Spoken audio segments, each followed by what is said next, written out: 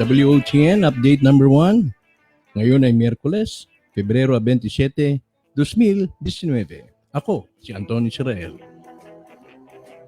Sa nakalipas na Sunday Super Chat number 6 noong Pebrero 24, aking inilahad na ang mga petsang 25 at 26 ng Pebrero ay magiging kaabang-abang. Sa pag-asang mapipirmahan na ang global revaluation, ay masisimulan na rin ang redemption ng mga Zimbabwe notes. Aapaw ang salaping pantubos galing sa HSBC pa Pilipinas. Mabibigyan ng gantibala ang mga tapat na keepers o tagabantay ng mga bunkers at masisimulan na rin ang pagproseso ng mga humanitarian projects. Naipangako ng aking source na sa sandaling umusad ang kalakaran at maisapinal na ang revaluation, ako'y agarang makatatanggap ng tawag galing mismo sa kanya.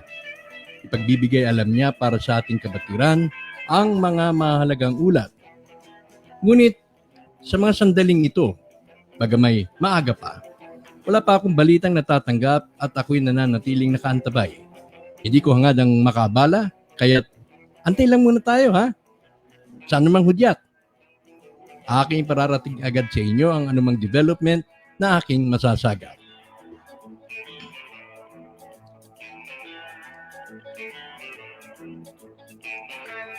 Sa ibang balita,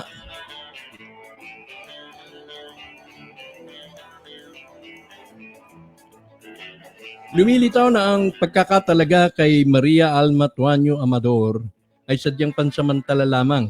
Pagkakatalaga bilang BSP Governor. Siya ay isang temporary o transitional BSP Governor. Ito ay sa kadahilangan binanggit si Gloria Macapagal Arroyo bilang posibleng kapalit na Espinilla. Sa makatuwid, sang-ayon na rin sa impormasyong ating natanggap noong Pebrero, ang inaasahang susunod na BSP Governor ay isang babae, hindi lalaki. No? Nangangahulugan, pagpapatibay lamang ho yan. Pagpapatunay na ang inaasahang susunod na BSP Governor ay babae, hindi lalaki. Kung sino ang susunod ay isa sa mga mahalagang development na ating dapat abangan.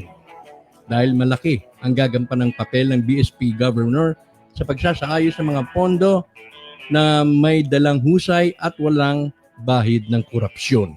Kaya kayo na rin po makapagsasabi kung qualified nga ba ang dating Pangulong President Gloria Macapagal Arroyo to assume such a position o hindi. Abangan.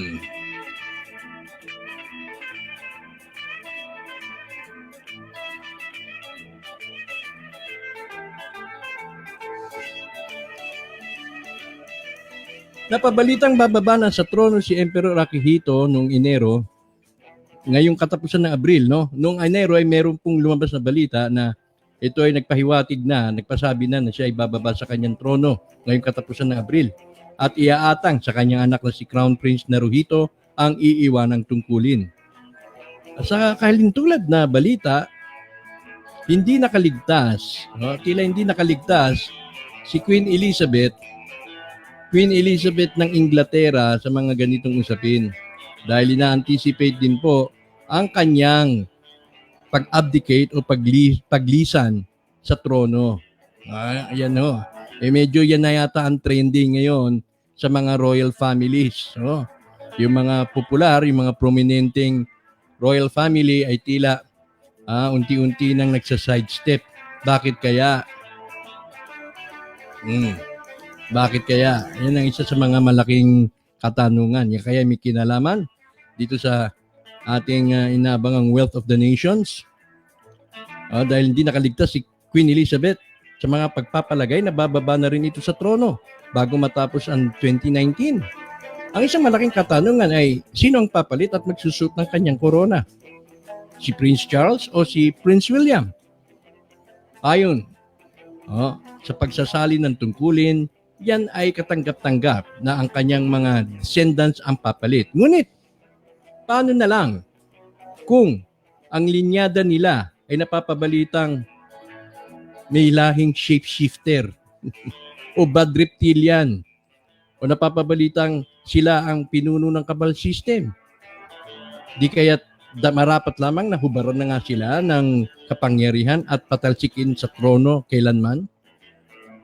Kung magagayoy, may posibilidad kaya na may tatanghaling hari o reyna na isang Pilipino dahil siya ang magliligtas sa sandaigdigan laban sa kapamakan, laban sa kahirapan, at magpapalaya sa atin laban sa pagiging mga alipin.